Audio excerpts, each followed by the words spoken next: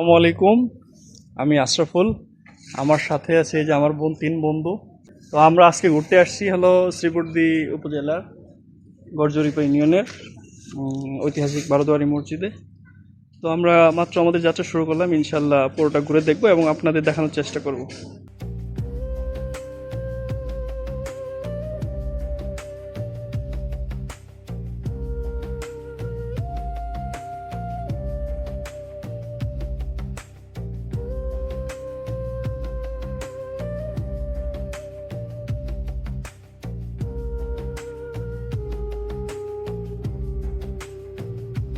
সম্ভবত এটাও অনেক পুরাতন মসজিদ। আমরা এই জায়গা সম্পর্কে একবারে অসচেতন এবং মানে মূর্খ বলা চলে, জানি না আর কি। এটা আমার ফার্স্ট ভিজিট। এই বন্ধু অনেক আগে আসছিল, আর এই বন্ধু আগে নিয়মিত বিয়ের আগে আসতো। কি জন্য আসতো এটা আমি জানি না। মসজিদে এটা নেগেটিভলি ভাবার দরকার নেই। আল্লাহ তাআলার দরবার যেহেতু মসজিদ অনেক কিছুই মানুষ আল্লাহর কাছে চাইতে আসতে পারে। আর এই মুরব্বির কথা আমরা কিছু শুনি না, আমার বলার কিছু নাই। আমার ফার্স্ট টাইম এইখানে আসা আর কি।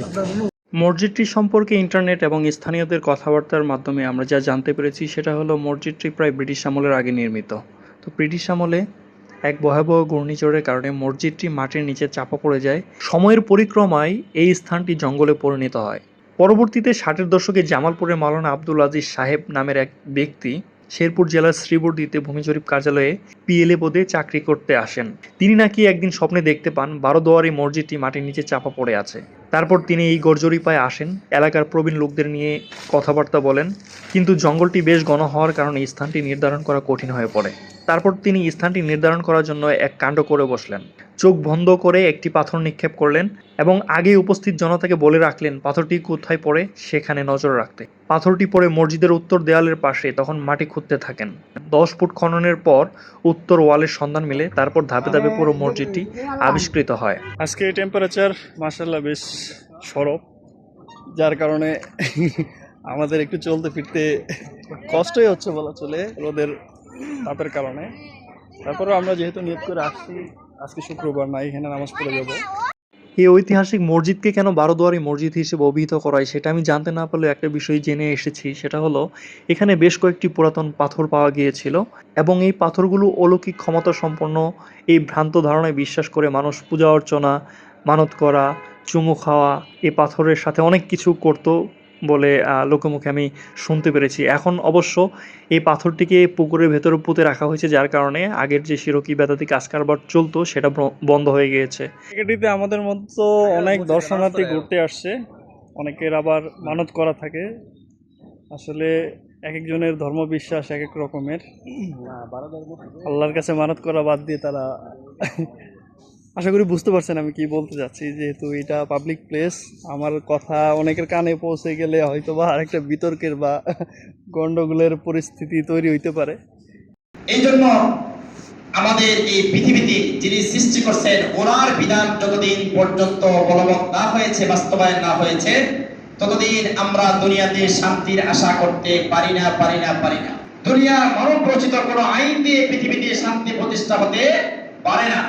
একজন ইঞ্জিনিয়ার একটা মেশিন তৈরি করে বা একটা ডিভাইস যখন তৈরি করে, সে জানে এই ডিভাইসের কি প্রয়োজন, কোথায় সুইচ দিতে হবে, কতটুকু তাকে জ্বালানি দিতে হবে, সে সবচেয়ে ভালো জানে।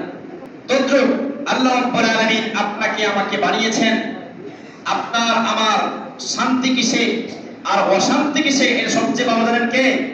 আল্লাহ। এই জন্য আল্লাহ রাব্বুল আলামিনের আইন এবং বিধান মানার মধ্যে মানুষের শান্তি, আর অমান্য করার মধ্যে হচ্ছে অশান্তি। কথা বলেন ঠিক কিনা? এই জন্য অন্য কোনো বিধান মানা যাবে না।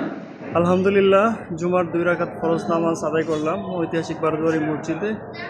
এটা হচ্ছে পুরাতন মসজিদের বেশ বড় সড়ো 3টা গম্বুজ নিচে দেখা যাচ্ছে। এটা আমি যেখানে উঠছি এটা মূলত খুবই ইনসিকিউর প্লেস, প্রায় পড়ে গিয়েছিলাম। মসজিদটি এখনও নির্মাণাধীন। তো আমি আর আনিস নামাজ শেষে মসজিদের ছাদে উঠলাম। তো এখান থেকে মসজিদের গম্বুজ দুইটা, একটা বড় গম্বুজ, দুইটা ছোট গম্বুজ আর দুইটা সুউচ্চ মিনার দেখা যাচ্ছে। তো নির্মাণাধীন, বাট তারপরেও বেশ ভালো লাগছে। আর গ্রামের মধ্যে একটা বৃহত্তম মসজিদ, প্রায় 5 তলার মতো স্থাপত্য, যার কারণে ছোট ছোট অনেক মাদ্রাসা, এমনি বাচ্চা কাচ্চাদের অনেক ভিড়। আর এখান থেকে একটা হাই স্কুল মেবি দেখা যাচ্ছে।